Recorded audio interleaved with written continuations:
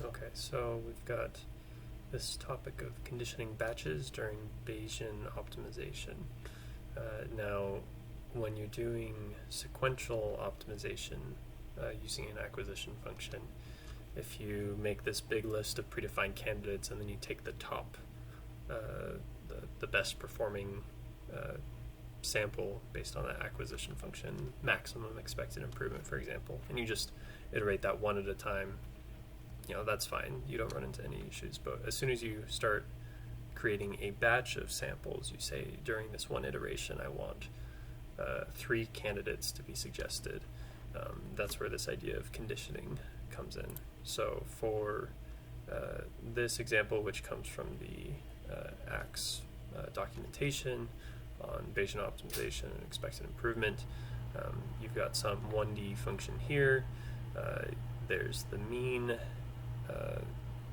as the blue line with the predicted uncertainties. You have your data with its own uncertainty in black, and you can compute the expected improvement over that entire function based on the mean and the standard deviations, and you get the maximum here at around 3 for this this x parameter.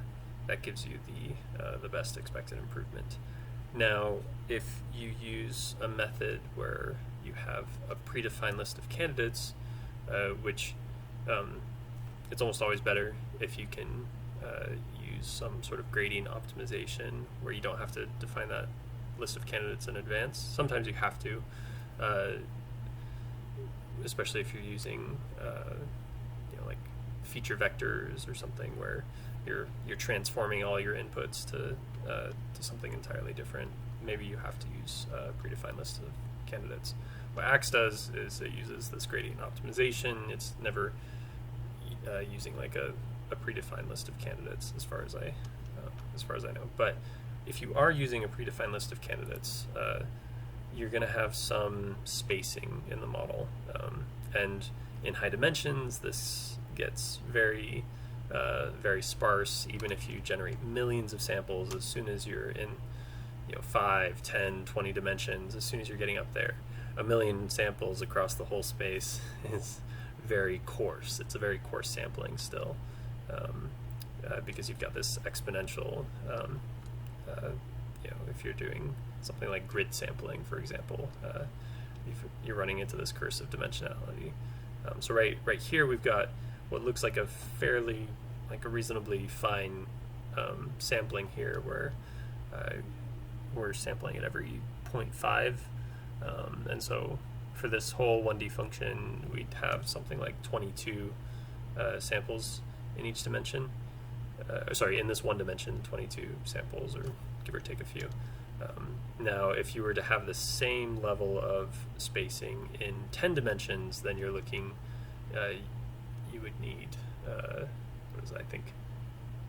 22 to the 10 points to get that same kind of grid spacing. If you're doing a grid, getting the same spacing, 22 times 10 samples in your predefined list of candidates. So it's hard to get really fine sampling and even really even sampling if you're making a predefined list of candidates here.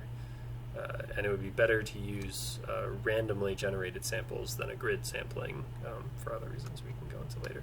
But here we've got this sampling of every 0.5, and you'll notice that in the way we've defined this, the best point here is right here, close to the red dotted line, and we say, okay, that's good enough. If we're doing sequential optimization, we just take this one, we plug it back into the model, and we keep iterating.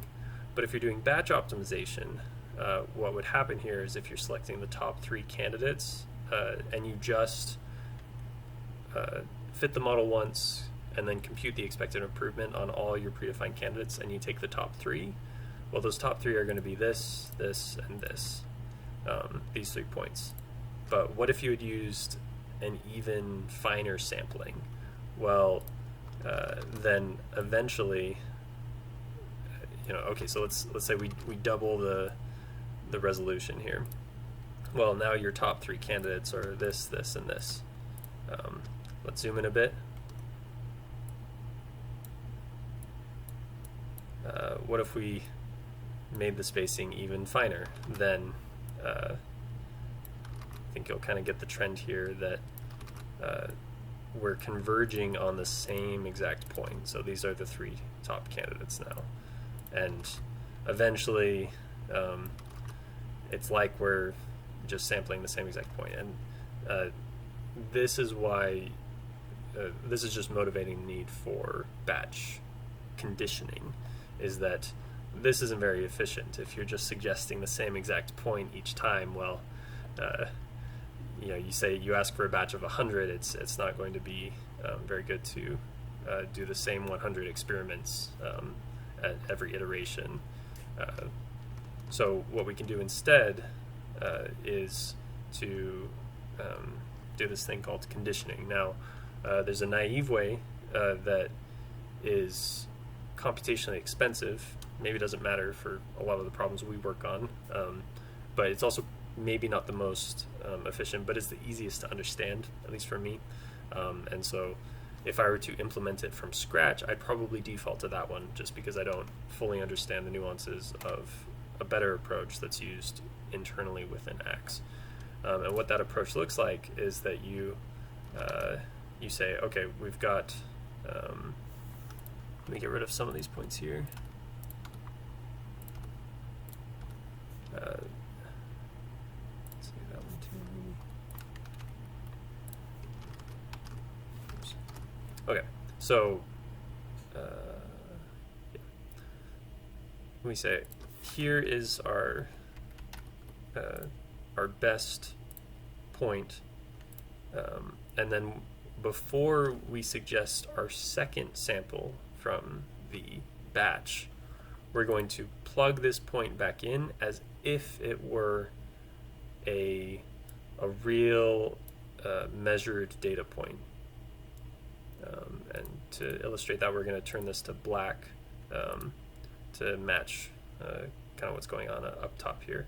So this, we now pretend like the model got the first one perfectly, we measured it, and it has the same exact mean and standard deviation that the model predicted. And so, if we look up here, kind of going here, it's like saying, well, we pretend like we sampled this, and like we actually did the experiment and measurement, and then we pretend like the uncertainty is exactly what the model thought it was. So here we'll make this thick black line.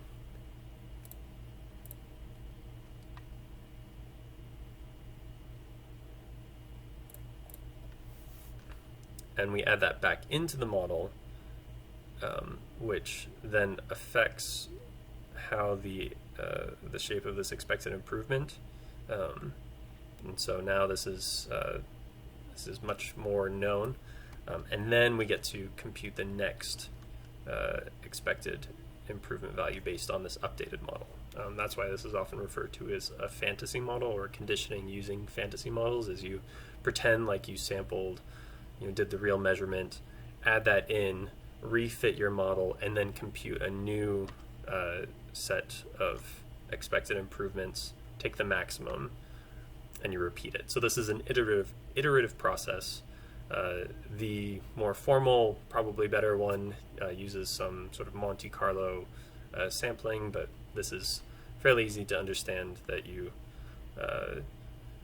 fit the model once, you compute the list of expected improvements, you take the top one, the mean and the standard deviation, you plug that back into your model, recalculate it, calculate a new set, a second set of expected improvements, take the top one, look at the mean and the standard deviation, plug it back in, and you do that for as many samples as you want in your batch. And that is one way that allows you to do still fairly efficient batch optimization using that conditioning.